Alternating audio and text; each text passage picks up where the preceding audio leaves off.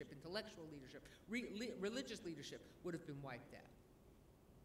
Only in the case of the Jews could it not wait till after the war. All these other peoples, the plans for killing them were to be after the war. For the Jews, it had to be done immediately because to the Germans, they were such a danger. But it would have started with the Jews, it wouldn't have ended with the Jews. If you're against prejudice, you can't be selectively against prejudice.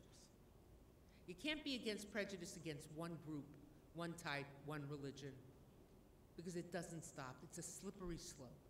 And the minute you start talking about hatred of one group and contempt for one group, it's so easy to morph over into another group. It's not a very heartening message to offer to you, but I think it's a message that we who are members of a university community, whether as faculty, whether as administrators, and most of all, whether as students, whether as fellow travelers, people who see themselves as part of a university community, it's important to look at the naked truth, to look at the truth in our own midst, as you have done so admirably here at St. Cloud, but to look at it in all its manifestations, and then to ask, and this I will not tell you the answer to because each of you have to figure it out for yourselves, what can we do about it as a community, and what can I do about it as an individual?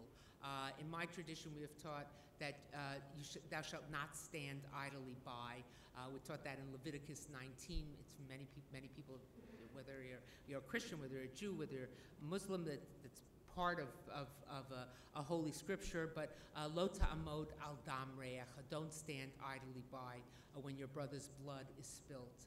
I tend to believe that means not only when they're actually being physically harmed, but when they are being attacked in so many different prejudicial ways, because it may start with words. It doesn't end with words. It may start with one group. It doesn't end with one group.